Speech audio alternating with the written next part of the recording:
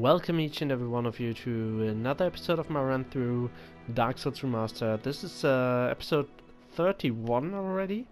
So last episode we beat Smog and Ornstein, and we got the soul of our Firekeeper back. And I told you I would do a little bit something in between the episodes, and I did that. I will get to that in a moment, but right now I'm just going to show you a little bit some things like this guy. Fancy meeting you here. We know that guy. Up above. I am grateful. You know, I was thinking the gate, the old fortress. Is that your doing? Yes, it was. I opened the gates of Sen's Fortress Fire. Yes, I knew it. It seemed like an unlikely coincidence. Well, am I fortunate? This Knight of Katarina thanks you sincerely. Please, take this as a token of my gratitude. He's a good guy. So he is now telling us where he's heading next, I believe. There you are. I'll be heading down below shortly. There's nothing worthwhile up above. No worries. Venturing is my life. I'm prepared for the worst. He is not. And we will get to that later. Now I want to revive my Firekeeper. You may be wondering why I have equipped the Fire Hand right now. I will get to that later. Yes. And there she is. She lives now, and now her tongue is back. Thank you. I am Anastasia of Astoria. Now I can continue my duty as a keeper. But I only hope that my impure tongue does not offend. Not at all. So we can reinforce our Estus Flash here now, or again, as well as the fire's on again, and she's talking a little bit stuff, pretty depressing, but yeah, you'll see. Forgive me, I am impure. My tongue never intended for restoration. Please, if you have any heart, leave me be. I wish not to speak.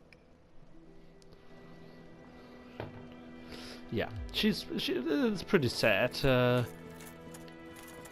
but yeah, next thing, a little bit story progress coming up right next. Well, I think we can talk to Big Cat Logan.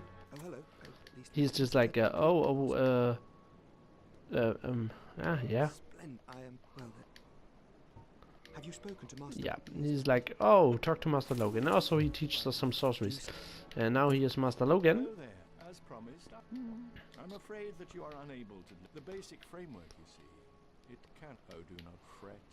Life isn't all about sorcery. You will find. Don't frown with regret. Peer forward with your head high. So yeah, we have not enough intelligence for him. And also another thing, that guy over here, he left. Like, he was sitting there, you know that guy. He was annoyed by Fremd. And Fremd's strength, to be precise. So there's him, and he's sleeping. Why is he sleeping right now? Oh, shit. No, I'm fine. Well and wide awake. Do not treat me like an old withering snake. Yeah. Okay. Heavens, you have done it. You have retrieved the Lord Vessel. Yes, I After have. 1,000 years. It is you. It is really you. He's very happy. That's his happy sound. Forgive me. I really should calm down. Now, let us take that vessel on. I assume that you are ready. Now, be still. Little cutscene there.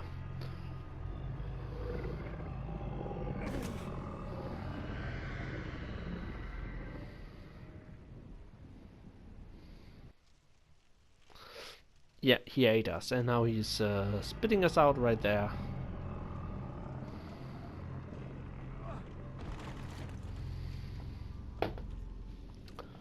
Now he's like, put the Lord Vessel there, and we are going to do that.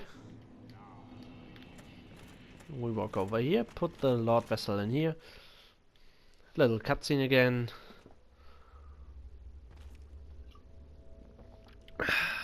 Yes, we carried that thing in our inventory. My gauntlets, they don't really fit the rest of my armor. I think I wanna get some other gauntlets. But I see. I have to see which kind of gauntlets I'll take. Would like to get the black iron gauntlets again, but right now they are too heavy. So yeah, there are now some fuckgates that open. This one is above Arnolondo, that one path I talked about. This one is in Izalith, down where the demons are. And now he's going to take us back, but he also tells us who we're going to kill now. Your next tasks, yeah. Powerful swords. Yes. We need the Witch of Izalith, yes. And also Grin's former confidant, see the scaleless. Yes. Good. Now he's taking us back. So yeah, he basically told us which bosses we have to kill now, and we can pretty much decide which one we want to go for next. And if you're wondering, I am going to the catacombs next. There are two reasons for why I want to do that. The first reason being the catacombs are way too easy right now.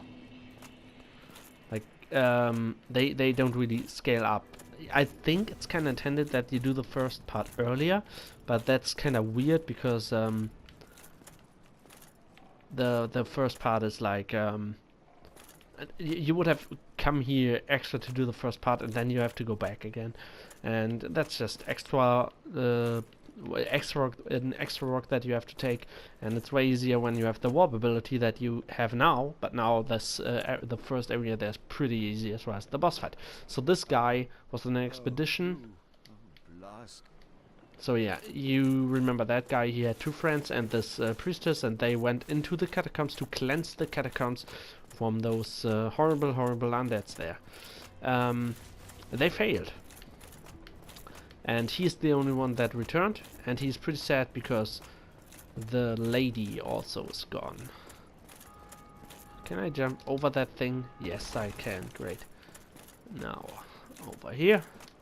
And now the reason why I have this thing equipped, I didn't want to spoiler you, and that's also the reason I have this. Why I have this armor on. I got new gear, and I got this shield, which is crafted from the soul of the Iron Butterfly. That's an amazing band, and the Iron Golem Great Axe. It's the Moonlight Butterfly and the Iron Golem. Let's call this build the Iron Butterfly build. Let's just go with that. So these weapons pretty cool. I'll show you why. Well, the axe isn't anything too special, as I fight with it normally with my light attacks. But it gets a little bit more special, and I show you that once I take the heavy slashes, as it is doing that. Isn't that cool? And the shield can do this. Yes, I now have a horizontal projectile with my axe and a vertical projectile with my shield. And I think that is just super. It's just very cool. I think this build is not as effective as my build was before with the Black Knight sword, but now I'm the Iron Butterfly. Fuck it.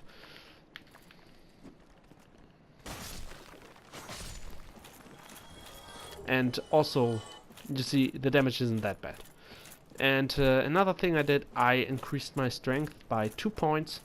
So I am able to one-hand this axe, because it needed 2 strength points in strength more than I had originally. As you can see, even the big skeletons kinda not that strong anymore. Murakumo, that's actually a pretty cool weapon. But never mind. We just...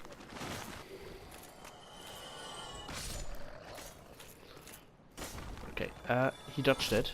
Such an asshole. Okay, killed all of those. Now we go over here. And we venture down here. So... in this catacombs, it gets pretty hard, and the first time I went into this catacombs, it was actually right after I've beaten the tutorial, so way too early.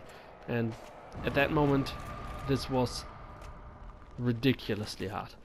So what happens in here is there are a lot of those skeleton enemies that are pretty hard if you just start here, but don't get me wrong. Those skeletons aren't like the usual enemy that you have. They aren't like... they are pretty weak if you come here first time with the right level, but the problem is they don't die. They will get up again and again. They can't die. They will stand up after a few seconds after you killed them, and they will come for you until you kill the necromancers. And here's the first necromancer. He's guarding the first bonfire in here. Once he's dead, the skeletons will stay dead if I kill them, and he is not going to respawn upon resting at a bonfire. Let's see, can I... yeah, I can just sit down. The skeletons did not follow me. That's pretty nice. So, much more in the first area is not to see just the brief tutorial how this whole thing works. We need to push that lever so the door there opens. But now we want to kill these two guys because we don't want them in our back. And you know, see, the big problem with those skeletons, even if you don't take that much damage, first of all, they can parry you. You can pretty much see when they want to parry you. I was just retarded. If they hold their weapon in a specific way, then they're about to parry you if you hit them.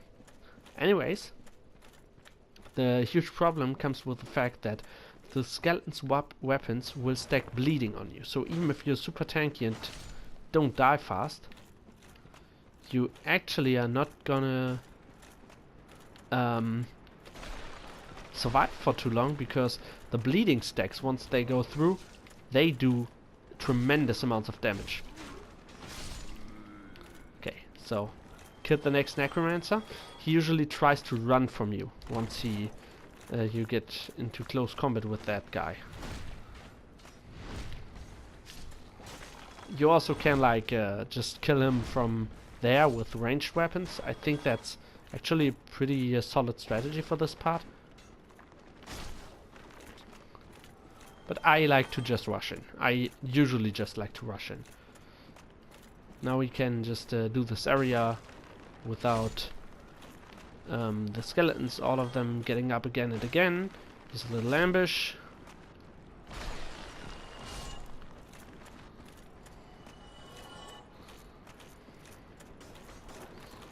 Okay, I'm not following that one right now. I just want to get this. The Lucana is also a pretty cool weapon. If you get that early, you can basically just run in here after you finish the tutorial and try to get that thing. And it's a pretty cool weapon. I think it's mostly just a kind of quality weapon that just scales a little bit with both strength and dex. But I think mostly dex. I'm not sure though. You know what? I just checked that. I just go here. And I think it should be down there. Yes. Yeah, it's both. So it needs more strength than dex. So, but it's pretty equal. So.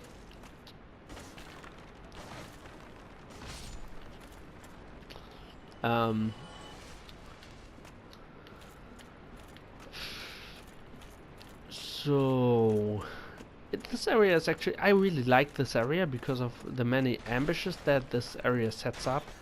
Like all the archers are placed pretty strategically to pretty much fuck you up. I mean, you can not like that if you want to, but I actually do like that. You can see that we are too strong for this area by what kinds of... oh yeah, these things are traps. Also, these things explode. Okay, that guy falls down. That's good.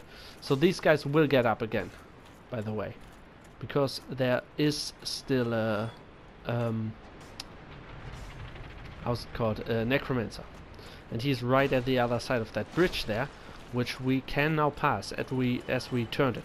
You saw that bridge earlier, and there were like spikes on it, so we could pass it. Now the spikes are on the sides, and we have a flat area on top, so we can just pass the bridge, which is pretty nice.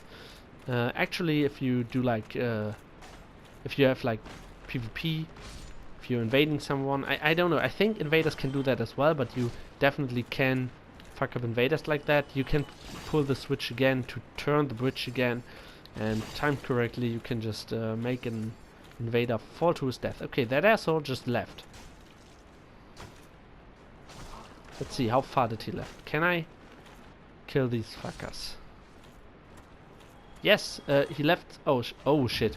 Oh shit, he parried again. What the fuck?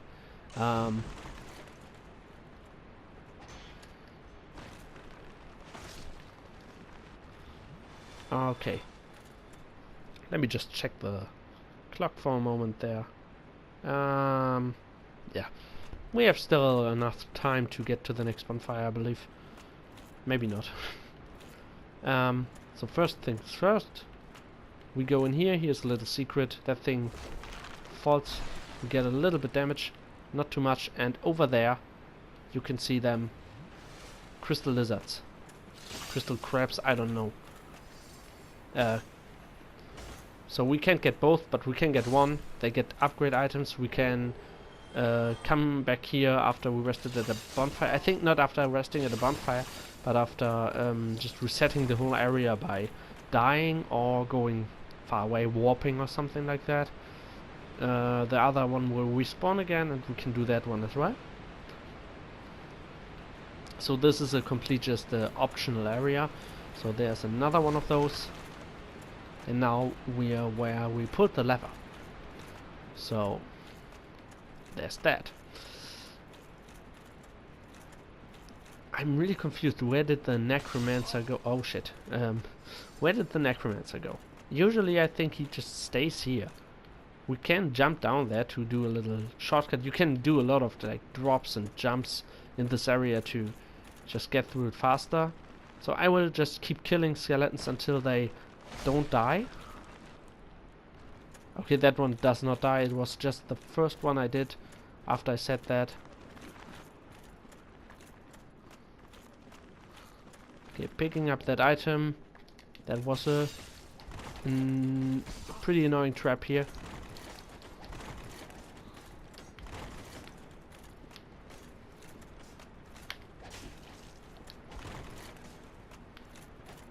Okay, think the fuck, there's the necromancer. I found him.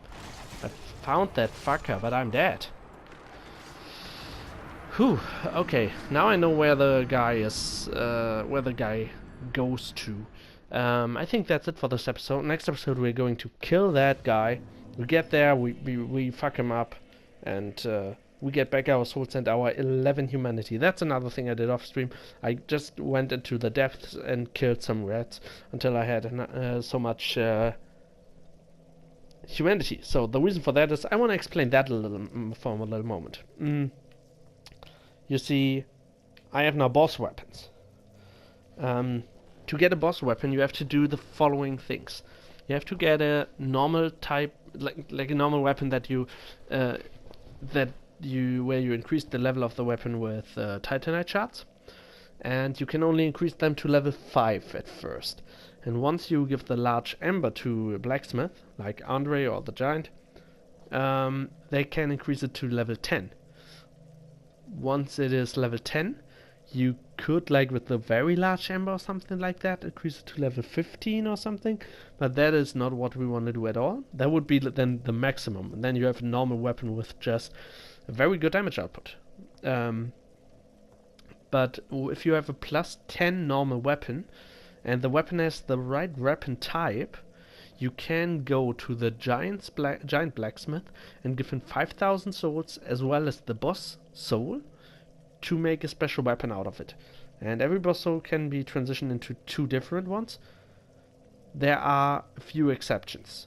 The DLC area bosses, I think, are all just going to give you 1 weapon for their soul. And Sif, the Grey Wolf, which is a boss we will not fight, so like it will be a while till we fight him, because I want to trigger the special cutscene with him, which we only get if we do the DLC area before we kill him. His soul can be transitioned into 3 different weapons, and then there's the thing with Ornstein and Smog. If you kill Ornstein first and Smog last, you get Smog's soul, and if you kill Smog first and Ornstein last, you get Ornstein's soul. In addition to that, the specific armor merchant will sell Ornstein's armor if you kill Ornstein last, and Smog's armor if you kill the Smog last. I talked about that earlier, last episode, I believe. So the thing is, Ornstein's and Smog's soul also can only be transitioned into 1 weapon each. Obviously, you get Ornstein's spear, the Dragon Slayer spear, or Smog's hammer, which is just called Smog's hammer. So yeah, what I did was, at first I went into the depths and got a lot of humanity. The reason for that was you increase drop rate of items if you have more humanity in stacked, with a maximum of 10. Like, you can have more humanity, but that won't increase your drop rate any further, if I understand that correctly, the system with the drop rates. Being human, also like unhollowed, also increases the drop rate. So I was unhollowed, but I actually died at some point when I was just farming some souls to level up my strength. I just died randomly against the Silver Knights that I farmed for that. So yeah, I did that, and then I killed enemies that can drop large Titanite shards until I had enough Titanite shards to do both the Great Axe and the shield. And there's also a salesman that can sell both large Titanite shards and Titanite shards, and that is the special salesman in Zen's Fortress, which you can enter if you jump over the broken bridge pretty much to the end of Zen's castle, Zen's Fortress. So now I extended the episode way longer than I wanted it to be, but yeah, there's that. I hope you enjoyed this episode, and I am going to see you in the next one. Goodbye.